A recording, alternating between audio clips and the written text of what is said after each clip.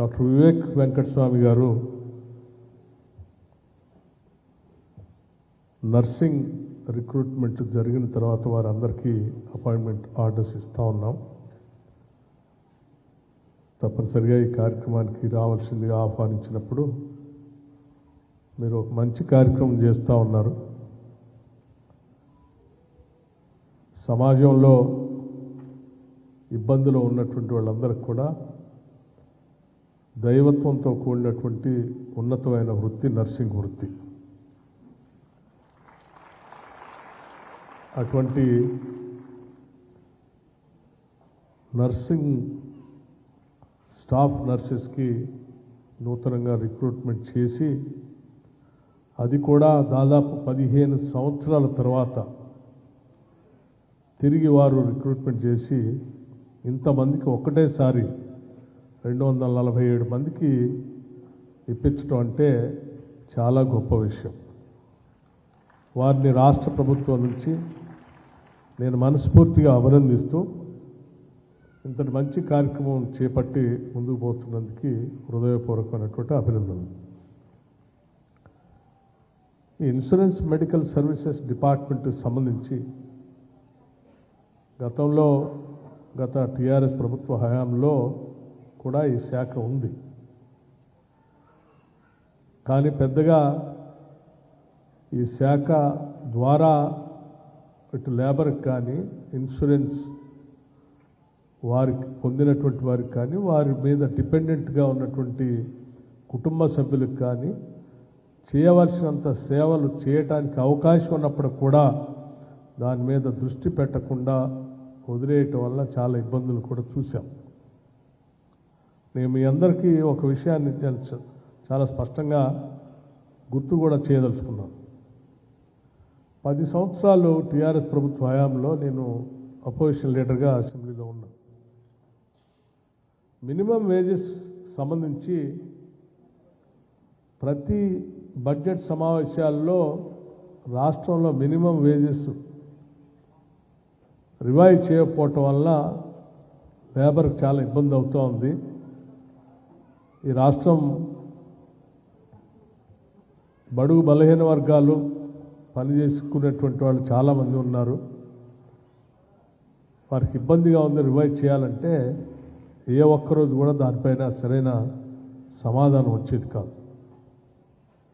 కానీ వివేక్ వెంకటస్వామి గారు ఈ శాఖను చేపట్టిన తర్వాత ప్రత్యేకంగా దాని మీద దృష్టి సారించి రాష్ట్రంలో ఉన్నటువంటి లక్షలాది మంది నిరుపేద ప్రజలకి ఈ వేజెస్ మీద ఆధారపడి ఉన్నటువంటి వాళ్ళ కోసం కొట్లాడి ఈ మినిమం వేజెస్ని రివైవ్ చేపించి ప్రకటించినటువంటి మంత్రి దాదాపు నేను అనుకుంటున్నాను బహుశా ఓ దశాబ్ద కాలం పాటు ఎవరు పట్టించుకోలేదు. మీరు వచ్చిన తర్వాతనే దీన్ని పట్టించుకొని చేశారు. That shows his heart is towards the poorer sections and labour. అందుకే వారు ఈ మెడికల్ సర్వీసెస్ ద్వారా కూడా ఈ ఈఎస్ఐ ఆసుపత్రుల్లో కావలసినటువంటి మినిమం ఫెసిలిటీస్ అన్నింటినీ కూడా మనం ఏర్పాటు చేయకపోతే వాళ్ళు ఇబ్బంది పడతారనేటువంటి ఆలోచనతోనే త్వరితగతిన దీనికి కావాల్సినటువంటి అన్ని ఏర్పాట్లు చేయటం కోసం అప్గ్రేడేషన్ ఆఫ్ ఎగ్జిస్టింగ్ ఫెసిలిటీస్ కానీ, డయాలసిస్ యూనిట్లు కానీ, సిటీ స్కాన్ ఫెసిలిటీ కానీ, బర్న్స్ యూనిట్ కానీ, కార్డియాక్ కేర్ సెంటర్స్ కానీ ఇవన్నీ చేస్తూ వాటితో పాటు అక్కడ కావలసిన స్ట్రెంగ్త్ మెడికల్ కేర్ అందించడం కోసం ఉపయోగపడే నర్సింగ్ స్టాఫ్ని కూడా మనం పెంచాలన్నటువంటి ఆలోచనతోనే ఈ రిక్రూట్మెంట్ చేస్తూ మీ అందరికీ ఈరోజు నియామక పత్రాలు ఇస్తూ ఉన్నారు. పొందుతున్న మీ అందరికి కూడా అద్భుతమైనటువంటి అవకాశం. ఈ నర్సింగ్ వృత్తి ద్వారా కొన్ని లక్షల మందికి ఈ జీవితంలో భవిష్యత్తులో ఇబ్బందులో ఉన్నటువంటి వాళ్ళకి మానవ కోణంతో సేవ చేసేటువంటి భాగ్యం మీకు కూడా దొరుకుతుంది. దాన్ని పొందినందుకు మీ అందరికి కూడా నేను హృదయపూర్వకంగా అభినందనలు తెలియజేస్తూ ఉన్నాను. అట్లాగే మీతో పాటు ఇంకా భవిష్యత్తులో కూడా ఈ హాస్పిటల్స్లో అదనంగా ఇంకో 120 civil assistant surgeons, 6 dental civil surgeons, 99 ఫార్మసిస్టులు, 34 laboratory technicians, 54 ANMs, ఇతర పారామెడికల్ స్టాఫ్, వీటన్నిటి గురించి కూడా వారు ఆలోచన చేస్తూ దానికోసం ముందుకు పోతూ ఉన్నారు. నేను ఈ సందర్భంగా ఈఎస్ఐ హాస్పిటల్స్లో ఉన్నటువంటి ఫెసిలిటీస్ పెంచుతూ అదనంగా దీనికి కావాల్సినటువంటి ఆర్థిక సదుపాయం గురించి కూడా అడిగినప్పుడు వెంటనే రాష్ట్ర ప్రభుత్వం, ఈ ప్రభుత్వం ప్రత్యేకంగా హెల్త్ అండ్ ఎడ్యుకేషన్ మీద పూర్తిగా దృష్టి పెట్టి ముందుకు పోతా ఉంది. హెల్త్ ఎడ్యుకేషన్ మీద మనం సంపూర్ణంగా దృష్టి పెట్టి ఈ రాష్ట్రంలో ఉన్నటువంటి వాళ్ళకి రెండు మనం అందించగలిగినప్పుడు ఆ రెండు ఆరోగ్యంగా, విద్యాపరంగా, విజ్ఞానపరంగా ఉన్నటువంటి మానవ వనరులు ఈ రాష్ట్రానికి కావాల్సినంత ఉత్పత్తిని తీసుకొని రావడానికి కావాల్సినంత శక్తి సామర్థ్యాలు వరకు వస్తాయి.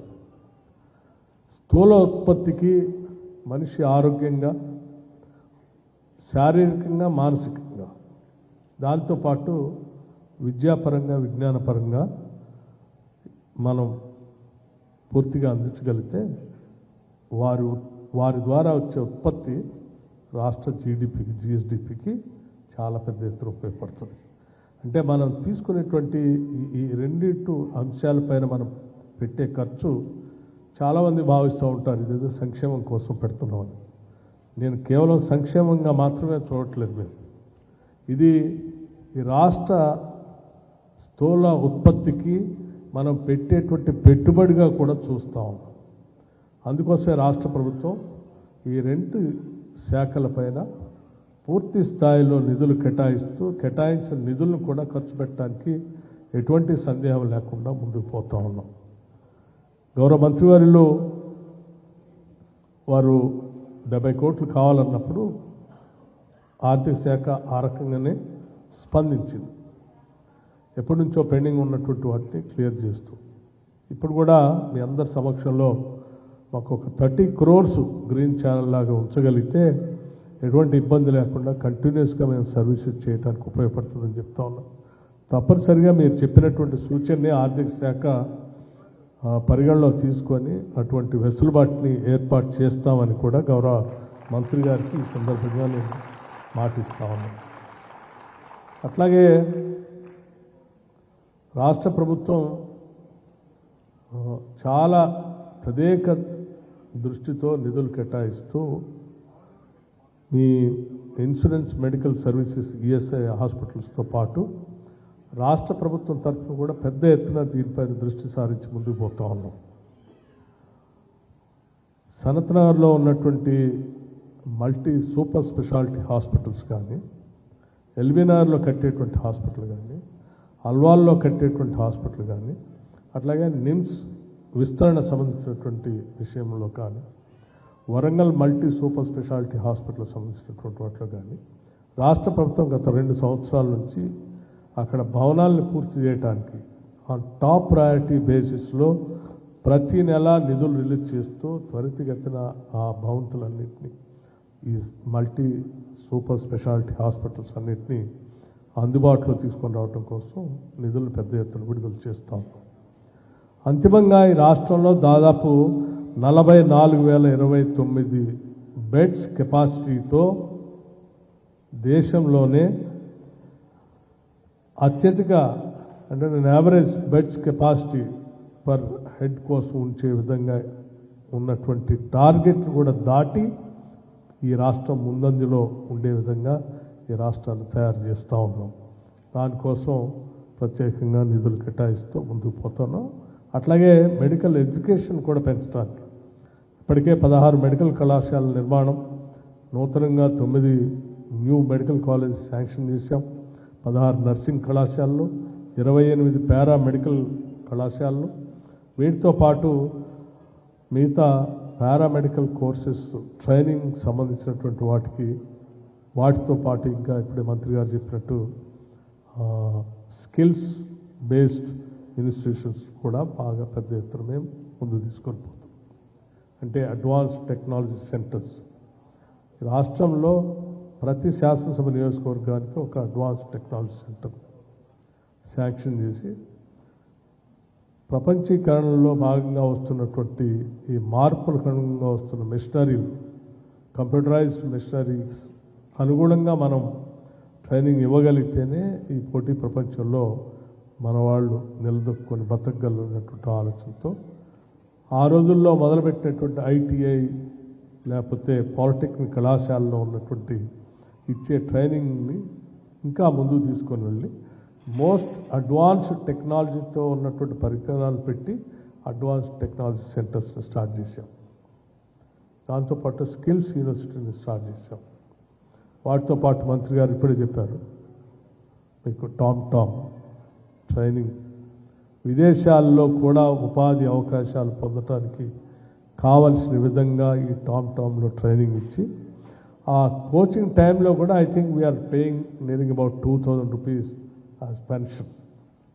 ఫస్ట్ టైం అడ్వాన్స్ టెక్నాలజీ సెంటర్స్లో చదువుకున్నటువంటి విద్యార్థులకి ఈ టామ్లో తరఫీదు పొందుతున్నటువంటి వాళ్ళకు కూడా వాళ్ళకే వాళ్ళు మళ్ళీ ఇంటి దగ్గర నుంచి నిధులు తీసుకొచ్చి బతికే పరిస్థితి లేకుండా రాష్ట్ర ప్రభుత్వమే ప్రతి విద్యార్థికి 2000 రూపాయల లెక్క ప్రతి నెల ఇస్తూ వాళ్ళకి తర్ఫీదు అందించి ఆ తర్ఫీదుతో పొందిన సర్టిఫికేట్తో నేరుగా వాళ్ళకు ఉద్యోగ అవకాశాలు పొందేటువంటి వెసులుబాటుని కూడా రాష్ట్ర ప్రభుత్వం ఏర్పాటు చేస్తూ ఉంది. ఇది నూతనంగా ఈ రాష్ట్ర ప్రభుత్వం ఎందుకంటే తెచ్చుకున్న రాష్ట్రమే ఈ రాష్ట్రంలో ఉన్నటువంటి నిరుద్యోగ యువతీ యువకులకి ఉద్యోగ అవకాశాలు కల్పించాలన్నటువంటి ఆలోచనతో తెచ్చుకున్నది. 10 సంవత్సరాలు ఇటువంటి ఉపాధి అవకాశాలు కల్పించకుండా వదిలిపోయటం వల్ల నిరాశ నిస్పృహలతో ఈ రాష్ట్ర యువత బాధపడుతున్న తరుణంలో ప్రజాప్రభుత్వం మన ప్రభుత్వం వచ్చిన తర్వాత పబ్లిక్ సర్వీసెస్ని పెద్ద ఎత్తున ప్రజలకు అందించాలని అట్లాగే స్టేట్ పబ్లిక్ సర్వీస్ కమిషన్ కూడా ప్రక్షాళన చేసి దానికి చైర్మన్ని క్యాలెండర్ డిక్లేర్ చేసి ఇప్పటికీ దాదాపు 76,000 ప్రభుత్వ ఉద్యోగాలు రిక్రూట్మెంట్ చేసి వాళ్ళకి నియామక పత్రాలు కూడా అందించాం. ఇది రాష్ట్ర ప్రభుత్వం సాధించినటువంటి పరిస్థితి. దాంతోపాటు సెల్ఫ్ ఎంప్లాయ్మెంట్ అట్లాగే ఇతర దేశాల్లో కూడా ఉపాధి అవకాశాలు పొందడానికి కావాల్సిన వ్యవస్థలు కూడా ఏర్పాటు చేసి రాష్ట్ర ప్రభుత్వం ముందుకు పోతాం. వీటితో పాటు గవర్నమెంట్ ప్రభుత్వ పాఠశాలలో చదువుకున్నటువంటి విద్యార్థులందరికీ కూడా దాదాపు 27 లక్షల మంది విద్యార్థులకి బహుశా దేశ చరిత్రలో ఎక్కడా లేదు.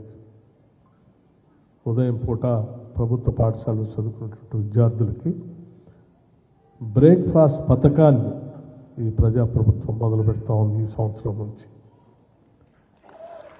ఉదయం పూట ప్రభుత్వ పాఠశాల చదువుకునే విద్యార్థులు ఎవరు కూడా అర్ధాకలితోనో లేకపోతే తల్లిదండ్రులు సరిగా అందించలేకపోతేనో అసలు ఆకలితో వచ్చి తరగతి గదిలో కూర్చొని చదువుకోలేనటువంటి పరిస్థితి ఉండకూడదనేటువంటి ఆలోచనతో ఈ రాష్ట్ర ప్రభుత్వం మొట్టమొదటిసారి ఈ బ్రేక్ఫాస్ట్ పథకం దాదాపు 27 లక్షల మంది విద్యార్థులకి అల్పాహారం, 1 గ్లాసు పాలు, 1 గ్లాసు రాగి జావతో పాటు అట్లాగే ఇంటర్మీడియట్ విద్యార్థులకి మధ్యాహ్న భోజన పథకం ఈ రెండింటిని కూడా ప్రకటించి ముందుకు పోతా ఉన్నాం. ఇన్సూరెన్స్ మెడికల్ సర్వీసెస్ డిపార్ట్మెంట్ కాబట్టి నేను ఇంకొక అంశం కూడా మీ దృష్టి తీసుకున్నాను. దాదాపు 75 లక్షల మంది ఈ సెంటర్స్లో మెడికల్ సెంటర్స్లో ఆధారపడి వైద్యం పొందుతూ ఉన్నారు. వాటితో పాటు ఈ రాష్ట్ర ప్రభుత్వం మొట్టమొదటిసారి బహుశా భారతదేశంలో ఎక్కడ లేదు ఈ రాష్ట్రంలో పుట్టిన ప్రతి కుటుంబాన్ని నివాసం ఉంటున్న ప్రతి కుటుంబానికి cutting across cost, creed, religion, class also ఉన్న ప్రతి కుటుంబం 1,15,00,000 కుటుంబాలు రాష్ట్రంలో ఉంటే వారందరికి కూడా 5 లక్షల రూపాయలు ఇందిరమ్మ బీమా పథకాన్ని ఈ రాష్ట్ర ప్రభుత్వం ఈ సంవత్సరం మొదలుపెట్టుకుంటూ తీసుకుంది.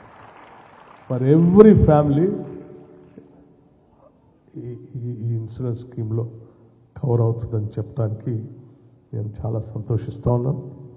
సో అట్లాగే మీ అందరికి కూడా మరొకసారి రాష్ట్ర ప్రభుత్వం తరఫు నుంచి హృదయపూర్వకమైనటువంటి అభినందనలు తెలియజేస్తూ ఇంతమంది ఉద్యోగ అవకాశాలు పొందుతున్న మీకు, మీ కుటుంబ సభ్యులకి అందరికి కూడా నా హృదయపూర్వక అభినందనలు. మంచి కార్యక్రమాలు తీసుకొని లేబర్ లేబర్కి వారి డిపెండెంట్స్కి వారి తర్వాత రిటైర్ అయిన తర్వాత వారికి ఉన్నటువంటి అవసరాల్ని పూర్తి స్థాయిలో మనసు పెట్టి ఒక మానవీయ కోణంతో రాష్ట్ర మంత్రివర్యులు వివేక్ వెంకటస్వామి గారు సాధ్యమైనంత మేరకు వారి అన్ని అవకాశాలు అందించుకొని వారికి అందించడం కోసం వారు పడుతున్న తాపత్రయాన్ని నేను మనస్ఫూర్తిగా అభినందిస్తూ వారు అడిగిన ప్రతి అంశాన్ని ఏమాత్రం వెసులుబాటు ఉన్నా తప్పనిసరిగా రాష్ట్ర ఆర్థిక శాఖ పరిగణలో తీసుకుంటుందని చెప్పి మరొకసారి నేను వారికి కూడా మాటిస్తూ ముగిస్తూ ఉన్నాను. నమస్కారం, ధన్యవాదాలు. Thank you.